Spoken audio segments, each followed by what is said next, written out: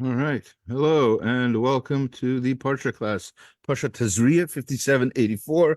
Parsha Tazria is usually a double Parsha together with Mitzorah. In other words, we have the illness, which is mentioned in Tazria in quite some detail, and then the cure, that's Mitzorah, and some of the other aspects, some of the other signs of the of having tzaraat, which is what's called a somebody who has tzaraat is what the parsha is mostly about. Of course, the first few verses deal with the concept of the tuma, the impurity, as with lack of a better word, that a woman has after childbirth, and some of the mitzvot regarding that. And I think that's a good place to start with this parsha class today. We're going to go straight into the source sheet that I sent out previously, last night to be exact. And if you don't receive it, or if you'd like to receive it, send me an email or something. Indicate maybe in the comments section that that you would like the source sheet. All right, we are going to start with a Ramban explaining a very important aspect of this tumah that we just mentioned, that a woman has after childbirth.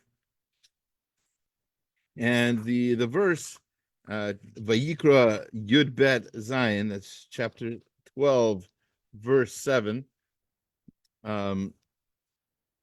tells us that there's a whole offering that is brought, that the korban that a woman brings upon the having of a child, and the Kohen accepts it and says, second, and it says that the Kohen, there we go, we don't need that right now. The Kohen says, he krivu lifnei Hashem, he offers it in front of Hashem, and he gives her kapara, he gives her gets her forgiveness, Allah v'tahara, and he brings her purity, mimkor dameha, from the source of her blood, zot Torah hayoledet. That's the law of a woman who gives birth to zachar or nekeva, to a male or a female, to a boy or a girl. And the Ramban again asks the question that I'm sure all of us are thinking: what did she do wrong? There's a woman who just had a baby boy or baby girl. There's no sin involved. Why would she possibly need to have any kind of forgiveness, expiation, or anything like that? So Ramban, we're gonna have a few answers, as we've had in previous years. This is a good chance for me to remind everybody that we have quite a bit of a playlist already of previous classes, short videos on this parsha, on every parsha. You can subscribe, or by all means, check out the videos wherever you can find them, YouTube, Facebook, etc. All right, Vayomar. So Ramban says, Vayomar Yomar shetakriv kofer nafsha lifnei Hashem v'tidhar mimkor dameha. The Torah is telling us that she has a kapara. She's kofer nafsha. She's paying off a sort of ransom in front of Hashem in order to be purified from the blood. And there's two things that need to be done. There needs to be some sort of a forgiveness process and a purification process, which are two separate things. So let's see if we can explain why she needs any kind of either of those. Ki ha'isha belida tatiyela mayan nirpas umakor mashchat. A woman who gives birth, she has, and this is basically going to be a paraphrase of a verse in Mishlei 25:26. It says that she has a, let's call it a messed up Mayan, a messed up spring. There's something wrong with her body at this point. Her body after birth is not is not the way it used to be, and so we've got she needs to fix that somehow. And after she's waited all these days of cleanliness, She has a period of purification process that she needs to go through after giving birth. So, b'mei yitzirat havlad v'zachor olin nekeva, or whatever however long it takes to yitzira to complete the formation of this this boy or this girl, this male or female. Tavi chover nafsha shiamod mikora. She has now that she's done with all that, now that her body has changed, and now that she has these children, now it's time for her to become purified. Ki Hashem rofe kol basar mafli lasot. I hope this is a familiar phrase for many of us. This is the bracha from Asher Yatzar that people say when they go to the bathroom. We have to remember at all times that Hashem is the one healer of all flesh, and he does amazing things. He mafli lasot, he makes pella, he makes wonders. So he and only he does that. And he and it's not that she did anything wrong. A kapara doesn't necessarily mean a forgiveness. Doesn't necessarily mean that you did something wrong. Forgiveness is probably the wrong word, probably the wrong translation. Kapara is in this case, Ramban is saying that it's a recognition of the fact that Hashem is going to heal her. He's basically this is the woman asking to be healed from after birth. So it's not that she did anything wrong. It's not that there's any sin involved or anything like that. It's just a simple function of the fact that she has to recognize that Hashem is the healer. That's the Ramban's explanation. Of course, there are, as I said, other explanations. And Ramban, even just to finish off, the Ramban quotes the Gemara in Nida 31. 31b towards the bottom there. It says, Rabbeinu Zichronam Livracha Amru, the rabbis say, Bish'a Shakorat Layaled Kopetzet Venishbat Lo Ezakek Od Levali. So a woman who's about to give birth, she might have made a vow. She very likely gave a vow, and she's in pain. She says, this husband of mine, he's not going to touch me ever again, right? So this is obviously she didn't mean it, and obviously it would be if she actually went through with such an oath and didn't let her husband ever touch her again. So that would obviously cause some sort of turmoil to the marriage. The ikar hakavana and the rabbi. So therefore the rabbis say that because she said that, that's why she needs to get some sort of kapara. She needs a sort of forgiveness. In the classic translation of the word kapara, she needs to be expiation for the sin of making a vow that she doesn't mean. Ki ba'avor shehi nishbad mitoch hatzar, because obviously she's making this vow when she's in a lot of pain. Understandable, well, maybe not relatable pain for those of us who've never given birth, but it's we can at least appreciate somewhat that it's intense pain. Vein hashvua ruya litkayim mipnei harayota mishuberet lebala. And obviously, it's not going to be a real vow because she doesn't mean it. Obviously, I mean, maybe for a second she means it. But if she would stop and reflect in a moment of not being in pain, she'd realize that she doesn't indeed feel this way. And so, the Torah wants to give her way to be okay with the fact that she said such things. Umachshavot Hashem amukot rachmav merubim. Hashem's thoughts are deep, and He has a lot of rachamim, a lot of mercy. Shehu rotza lahatzdik b'yotav. He wants his creations to be righteous. Every single woman who makes such a vow, Hashem obviously knows what's in her mind, and that she couldn't possibly mean what she said, and to make her feel better about it.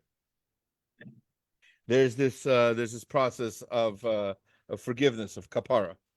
So that's what the rabbis say, and that's the answer we usually classically give for this. But now I wanted us to see it in the Ramban, who gives it a very positive spin. Remember, she's bringing this offering. It's a way to thank Hashem and to ask Hashem for mercy and to ask Hashem to be healed. And that's on the one hand, and on the other hand, also it's a recognition of the fact that Hashem is very merciful and that he'll forgive her for any crazy things she might have uttered when she was in this great pain.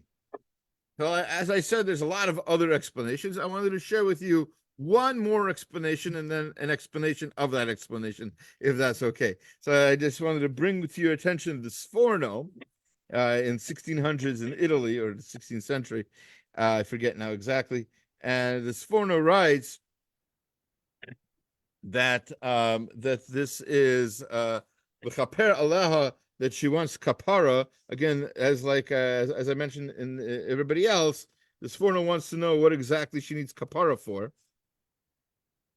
So he writes that kol ki kol yemei zov tumata tiena kol machshavotecha honad al iske kli hazera upolatam.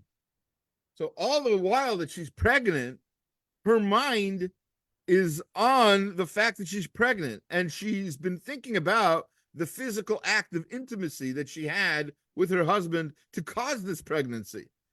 And she might not be thinking about necessarily holy things sometimes in all of this thinking. And she's not fit to go to the Beit HaMikdash in this state, when her mind is on sensual ideas and the physical act and such. And then she needs to bring this offering in order to realign her thoughts with holiness, so that she can go back into being a holy person and be ru'i. That's the word he uses, to be fitting to enter the Beit HaMikdash. That's his Sforno. On that topic, writes Rav Moshe Sternbach, Shlita. He writes in Tam Vedat. He quotes this Sforno in full, and then he writes an amazing idea, something we should all really think about. It's a very short idea. Most of this that you see here is a quote from the Sforno. And then the entire, like I said, the entire text of the Sforno. Then over here, where I'm pointing to here, udvarov nifliim umitkovan she'etzem isoka b'divrei Chazal ena manichim lahafnod lemikdash. So it's amazing what these rabbis are telling us, right? It's an amazing thought that she, for a moment, maybe not a moment, maybe a few days even, her mind wasn't on Kedusha, on holy things. Right? She wasn't thinking about holy things. Utzricha lehit kedushat lehit kadoshot miyuchedet letzeit midivrei Chazal lavo el hakodesh. We can't appreciate what the rabbis thought of when they thought of somebody who's going into the Beit HaMikdash. She has to be ru'il hit orer mizah. We need to realize from these words, from what the Sforno just said, the kol adam shekedusha by shmira. This holiness requires our active shmira, our active guarding. You don't become holy just because you're holy. You're holy if you guard holiness, and if you attempt the best that you can to make sure you have the right thoughts and the right ideas. And if for whatever reason your mind is distracted from holiness, it is your responsibility.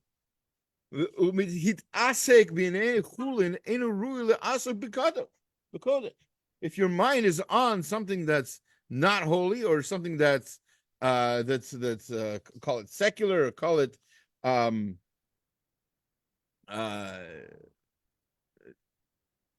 don't want to say unholy, right? We're not talking about somebody just thinking unholy thoughts altogether, but that's actually it's an interesting point. That's kind of what people usually think, that there's two sides. It's either I'm acting holy and I'm thinking holy, Or I'm doing the opposite. I'm thinking unholy, gross, disgusting, terrible, evil thoughts. No, see how subtle this foreigner is. This foreigner is saying something much deeper, says Rav Moshe Sternbach. What he's saying is the opposite of holiness is not unholiness. The opposite of holiness is parv. It's the secular, which isn't necessarily saying that the secular is bad, but it takes us away from our mindset of holiness. So let's put this in. Let's give this some brass tacks. Let's talk about how this affects us in our lives today. Right? It's Pesach season, right? Parshat Tazria is sometimes read, as we see during Pesach season, and what we're seeing is we've got a lot of holy actions we're supposed to be taking in the preparation for this holiday. Take, for example, cleaning. Cleaning can and should be a holy act, because what are we doing? We're trying to remove the chametz from our house. Some people take this a little too far, as we've discussed in other contexts.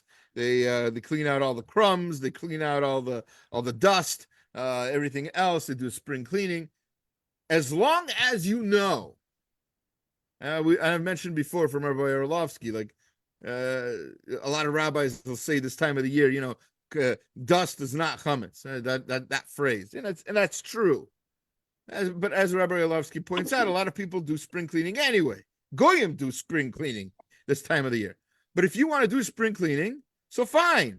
But admit to yourself that this is spring cleaning. Make sure you make a separation. This is my holy act of preparing my house for Pesach, of preparing my house to not have chametz, for that mitzvah, for that kedusha. And this is something else. Not that this is bad. There's nothing bad with cleaning the house. And if you feel a more Yom Tovi feeling, a more holy feeling when your house is nice and clean for your guests, for yourself, or whatever, that's fine. But at least say that to yourself. Maybe even say it out loud. Like, this is my spring cleaning. This is my Pesach cleaning. This is my act of mitzvah, of preparing the house for Pesach by getting rid of chametz, bal yirah, bal yamatzeh. I don't want to be able to see any chametz, any edible chametz in my house. And say maybe you should even verbalize, this is my spring cleaning. This is what I'm doing to make the house look nice, because I don't want to live in a pigsty and I want my house to look nice. That's fine. But as long as you know what the two different things are, you can it might help you focus on the mitzvah that you're doing. It's always important to know when you're doing a mitzvah, by the way. I don't want to say you get more points for it. Mitzvah credit isn't a points thing, but it's good to know you get the reward is based on your effort, and you'll have a greater effort when you're doing a mitzvah with kavanah. Okay, let's switch gears. We spent quite a bit of time on the very first part of the parsha. Let's talk now about the major part of the parsha, which is, again, somebody who has this illness of tzaraat. And we've spoken in previous years whether this is a skin disease or whether it's a spiritual disease. Either way, it is definitely a disease, and definitely something unpleasant, perhaps even, as we'll see, perhaps painful. But regardless, the pasuk tells us, chapter 13, verse 2, says, once the person sees that he has something that might be tzaraat, it says, Adam kiyeh be'or b'saro se'et o sapachat o baheret.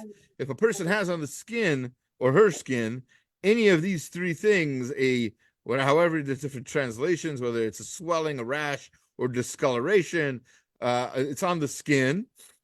Baheret yeh or b'saro, on his or her skin, lenega tzaraat, and it's possible that it's a tzaraat affliction, whatever that is again.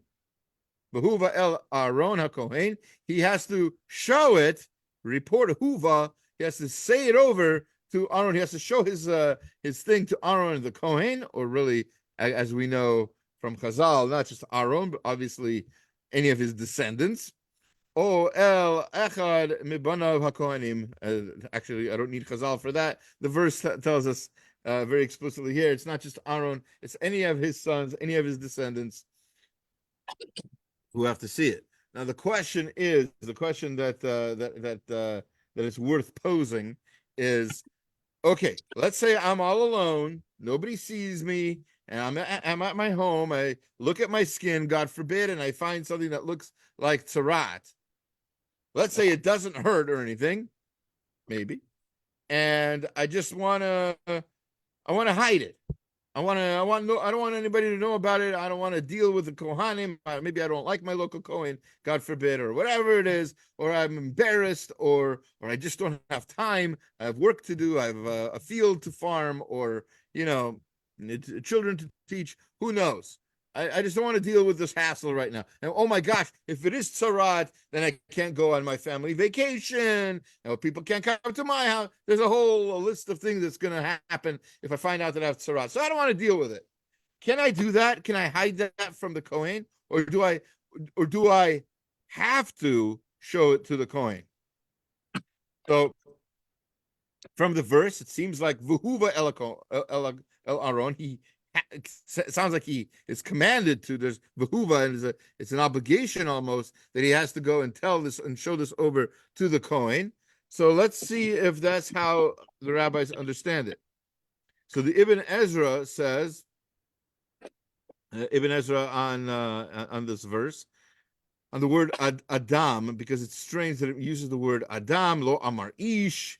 He has a whole explanation on this. I just wanted to focus your attention on the last few points here. That really what he's trying to he wants to say that anybody can have tzaraat, even the non-Jew can have tzaraat, as we actually see in the Haftorah, very unusual Haftorah that we have this week. Don't usually get a chance to read it because it's usually well, actually we read it, but anyway, not going to get into that now. It's next week's Haftorah. It's that could have been unusual, but anyway, not going to get into that now. So he answers lo. Gam kein hichnis lager lo yitma acher ki hatzarat hi mehachalayim v'nik v'nid bakim mehachola el hashalem. So he says, and this is his expert opinion. By the way, Ibn Ezra was a doctor. He says that the illness of tzaraat can be communicated to other people. It can be mihachola el hashalem. It transfers. So the whole reason, as we'll see later on, that he has to report it to a Kohen is because if he doesn't, he's just spread a pandemic to everybody else. That's part of the reason why he has to report it. And furthermore, in case it wasn't clear already, in case it wasn't clear already, second. In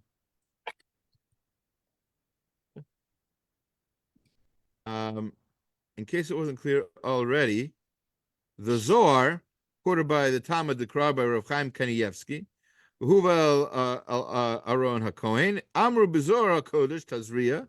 So it says in the Zohar HaKodesh 48a, it's Kol Haro Nega Ba'adam Chayiv Leheviu El HaKohen. A person who sees tzaraat on his body, or something that might be tzaraat, should say, because he doesn't know that it's actually tzaraat. When he goes to the Kohen, by the way, the formula that he uses, we've spoken about this in previous years, is not that I have tzaraat on my skin, God forbid. He's supposed to say, God forbid again, that I have something that might be tzaraat, kid tzaraat. For me?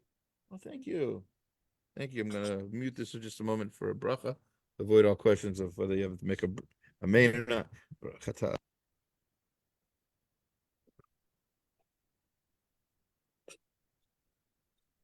Okay.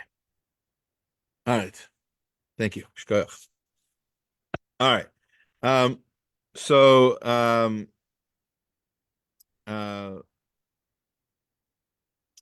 So anyway, so he has to report it to a Kohen, and so Rav Chaim Kanievsky wants to know v'yesh le'inyan lama b'kol tamei ein din shechayvim heavy l'talmid chacham. If you have any kind of other tuma, there's no such a thing that you have to show this to a talmid chacham. There's no other law like this of tzaraat where you have to show it to a talmid chacham or anybody else. If you have, God forbid, any other kind of tuma, etc. Shemar lo shehu tamei. You don't need anybody else's opinion whether you're tamei or not. You can say yourself, look at that, I'm tamei, I guess. Right? You picked up a cup, and inside you find a dead sheretz, and you realize you were drinking from that cup. God forbid. You're tamei. You don't need to ask anybody else. You don't need there's no shilas to ask. You don't need any other psak, nothing else. You know, right? And then you bring whatever you have to bring. You have to go to the mikveh, whatever else, all that stuff. He's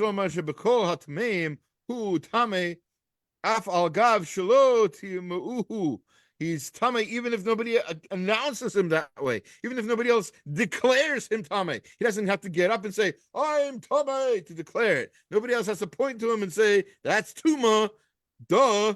Nobody has to do that except for this. The imkain yavo l'shol im hu tamei olo. He doesn't have to ask anybody if he's impure or not. Aval ben negayim. But with regard to this interesting weird thing of tzaraat, shadin she'af al pi sheyesh bo nega tamei. Even though he's literally walking around. If he does have, if this is a nega tzaraat. If he does have tzaraat indeed, then he's impure. Nevertheless, the kohen doesn't become tamei vadai lo yirtza levo kohen, and he's not tamei until the kohen pronounces him to be that way. Only until the kohen actually declares him tamei. V'yirtza l'shar kach lechein chayve Torah lechol haroa she'avienu lakohen, and that's what the reason now why he has to show it to a kohen is because what he might do otherwise is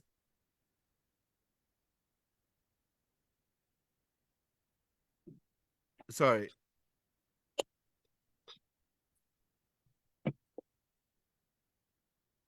So the difference is that once a person is tamei, they stay tamei forever until they fix it, right? It doesn't go away after a certain amount of time, but this does, right? Somebody who has tzaraat might go away on its own. That's why the kohen has to quarantine him for 7 days, see if it goes away. If it goes away, he's not tamei, there's no problem, etc. So this obligates. So Rav Chaim is saying this is the reason why a person's obligated to go to a kohen, because it's not going to go away on its own. It's only and he might think, oh, it's not going to go away. It's going to go away on its own. I don't need to do anything about it. No, you have to do something about it, or else it's not taken care of. So again, the Torah is basically obligating, according to the Zohar, for a person to go to a kohen in order to make sure that a person doesn't avoid the issue by not showing up to get it tested. Once you have the disease, you have to go to the special testing site, otherwise known as the kohen, and after the quarantine, etc. If you're getting flashbacks from a few years ago, it's not a coincidence that we read Parshat Tazria during COVID, if you recall. All right, let's see what else we can learn from this beautiful parsha. Just a lot of important lessons that we can learn from Tazria. Let's go to Vayikra Yud Gimel 13:13. Famous idea, and there's a lot of different writing on this. The Chavetz Chaim al Torah has something on this. Maybe we'll share that another year. If a person has a certain kind of blemish, a white blemish on his skin, that could be tzaraat. And what's interesting is, after this quarantine, if this nega spreads to the entire body, let's see what happens. 13:13. Yud Gimel, Yud Gimel. Bara Kohen v'hine kisita hatzarat et kol basaro. This white spot now covers the entire body. It's one big fuzzy tzaraat all over his body. Vitihar et hanega. That entire nega, kulo hafach lavan tauru. If he's completely covered in white, this person is considered tahor, is pure. No other actions needs to be done. And of course, this begs the question, why? After all, if you have a little bit of tzaraat, then you have tzaraat and you're impure, etc., etc. So this little tzaraat grew to cover his entire body. He's like, this is mega tzaraat. Tzaraat, right? So what's going on? So we're going to look at Rav Shimon Schwab in Mayan Beit HaShoeva, where he writes, the Gemara in Sanhedrin asks the same question. Quotes Rav Yitzchak, Ein ben David ba ad shetit hafach kol hamalachot hamacha liminot asher halachati minot. Mashiach won't come until all the countries, all the malchut, become minot, become apikorsim, become heretics. In other words, Mashiach won't come until everybody's a heretic. Such is a statement in Sanhedrin, Tzadi Zion, where there's a lot of weird, possibly seemingly, I should say, not possibly, seemingly contradictory statements about what's going to be when Mashiach comes. If you want to look it up, by all means. Again, that's Sanhedrin 97a.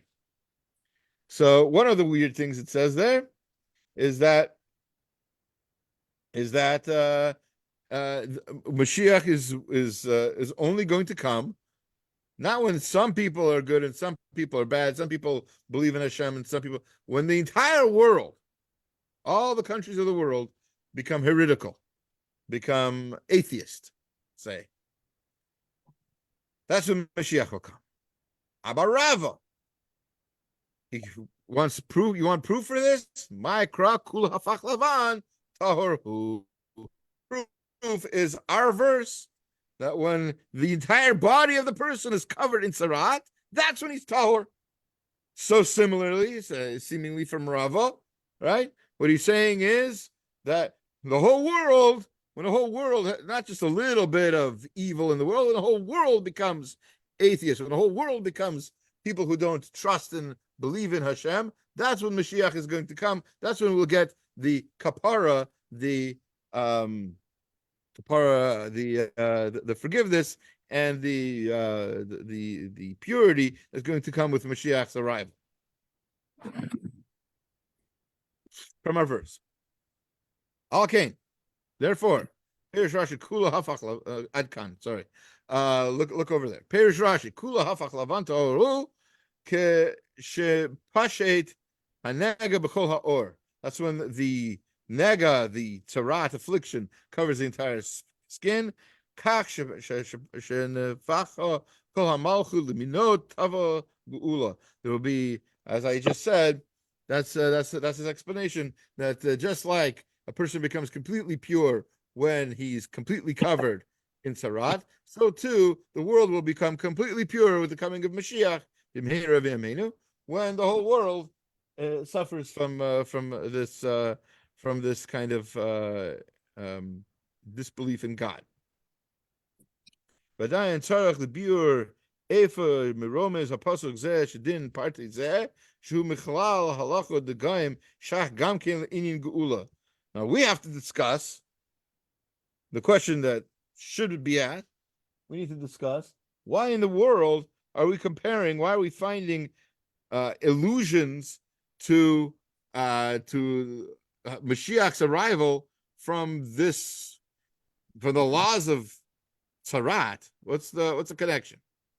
Venira, and it seems the farish yidua she'ein la'atuma koach hiyut atzmi ela shehi yuneket min hatahara. Tuma, which we translate always as impurity, for lack of a better translation, does not exist by itself. It cannot come from nothing. It has to come from a lack of tahara, a lack of purity. Very similar to our statement earlier from Sternbach. V'im ein kach if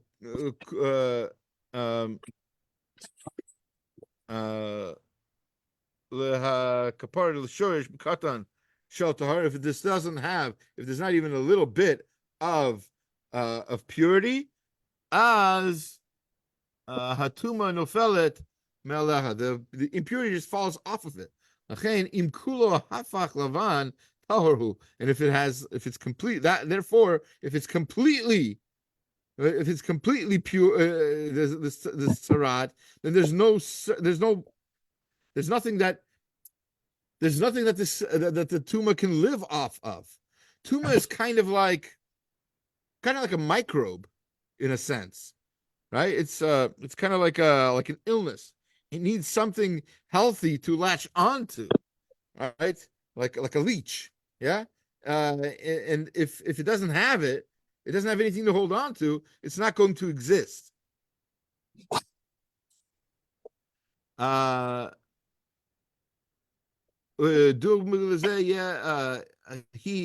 Mashapirish Rashi B'Masa Meraglim. This is Rashi mentions something similar to this in his discussion of the spies in Pashat Shlach. Shelachein Hakdimu Hameraglim Lomar Shehi Eretz Zavat Chalav Udvash.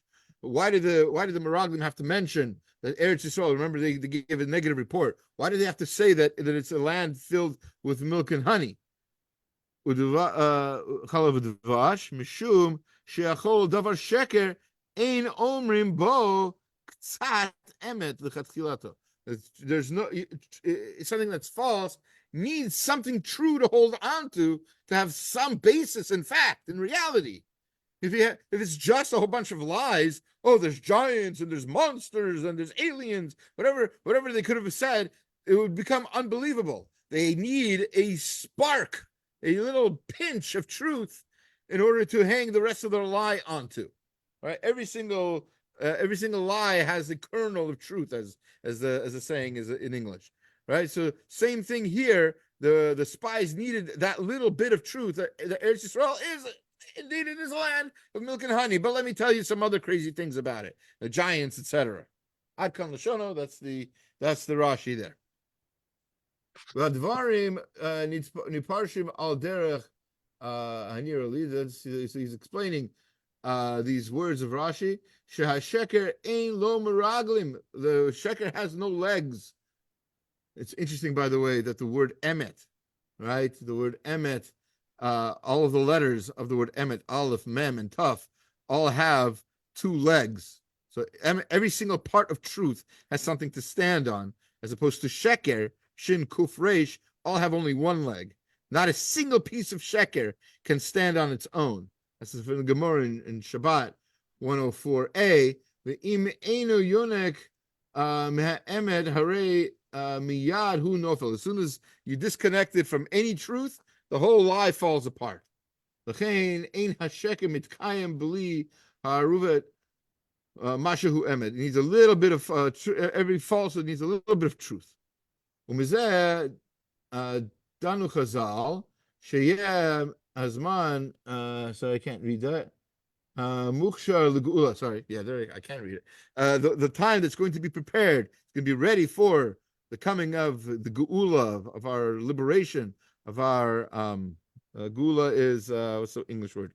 Is what's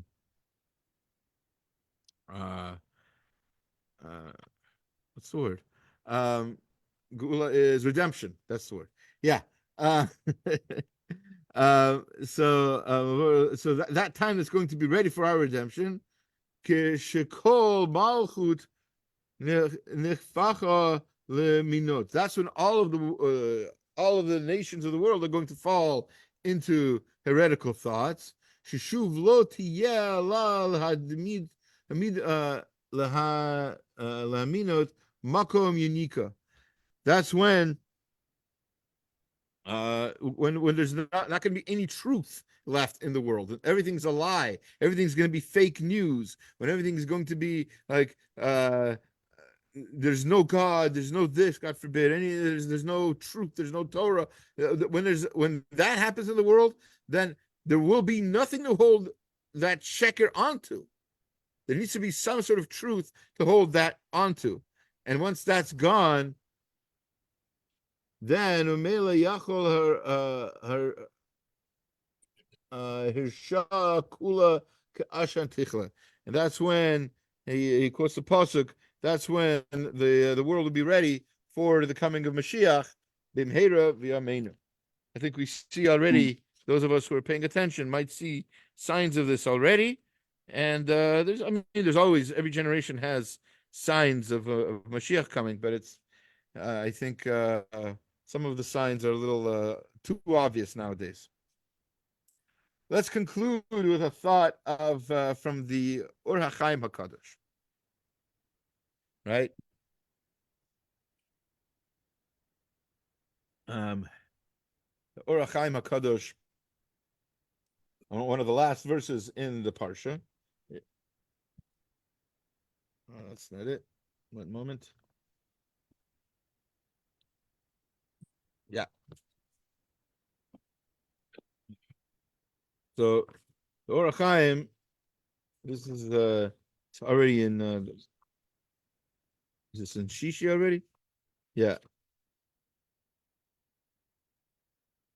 So getting close to the end of the parsha here, it says that when the person has tzaraat, as I mentioned before, as I hinted to before, the person can't go on family vacations. I said, right? Why? Because the person has to sit alone, right? Has to be outside the tent, outside the camp, badad, as we're about to see.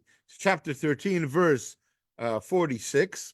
It's kol yimei asher anega bo yitama tamehu. The person has tuma. Badad yeshev, he has to sit alone. Michus lamachane moshavo. He has to live outside of the tent. Remember, especially during the time of the Midbar, the Jewish people were in organized camps, and so this person had to sit away from everybody else. And this is where the person lived for the entire time that the person was in quarantine.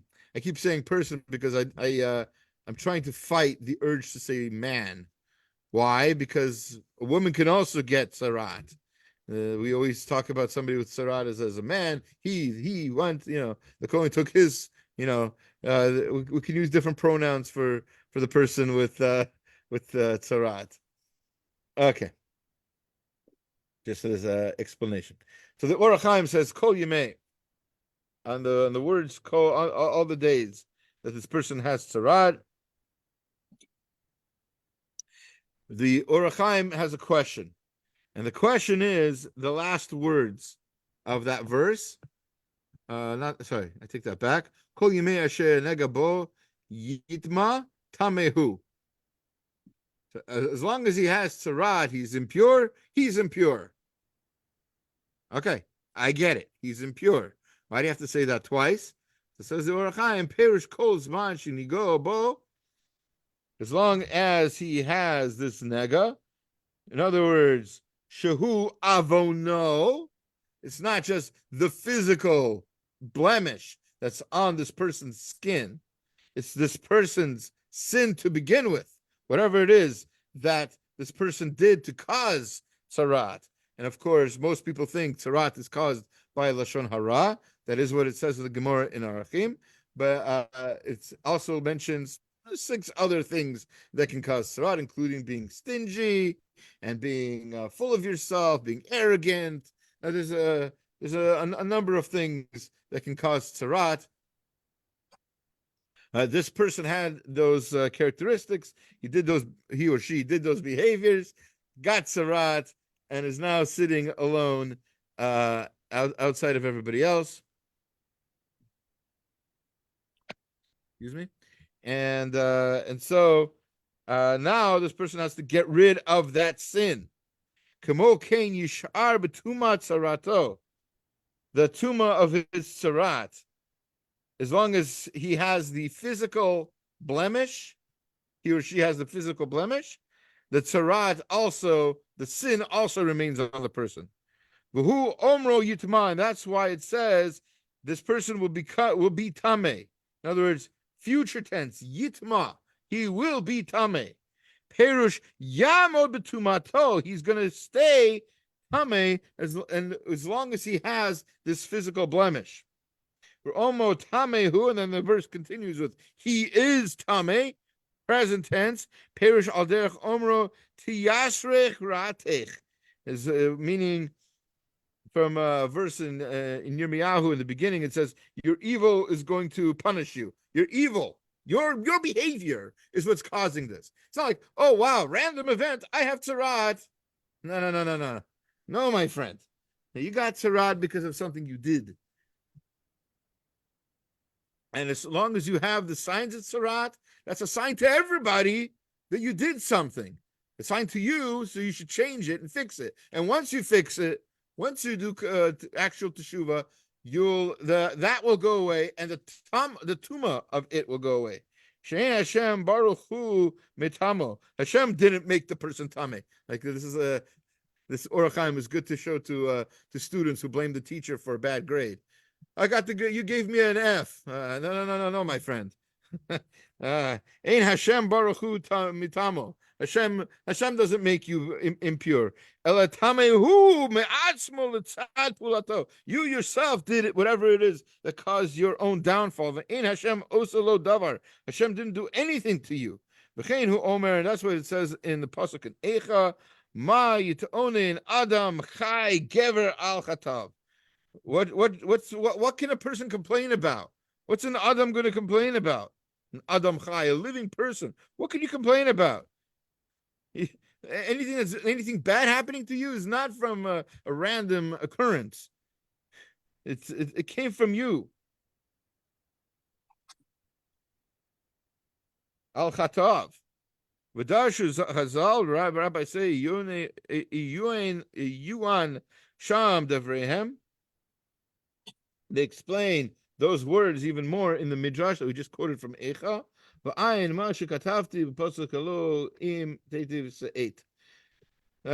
people complain about what they did. People complain about why is this happening to me? Why am I being punished? Why is Hashem so mean? They don't understand. Hashem isn't mean. God forbid. Hashem doesn't punish. Hashem, there's punishment, but that punishment isn't random. That punishment comes from a person's own behavior. And again, if there's any theme that seems pretty clear from this parsha that we've been focusing on in the class, I think we see that there are ways to get closer to Hashem, focus and to be shomer, as Rav Sternbach says, to guard our behavior, to guard our kedusha, to focus on our kedusha, to have our mind on how to stay pure and how to be close to Hashem, what to do, how to have interactions with people that don't cause us to, God forbid, have anything like tzaraat. And as long as we do that, I think we won't have anything to blame on Hashem. We'll see that Hashem is full of mercy, full of kindness, and Baruch Hashem, Rofe kol basar umafli la'asot. I'm going to stop the live feed to Facebook, and if you have any questions, this would be a good time to ask, or otherwise ask in the YouTube page.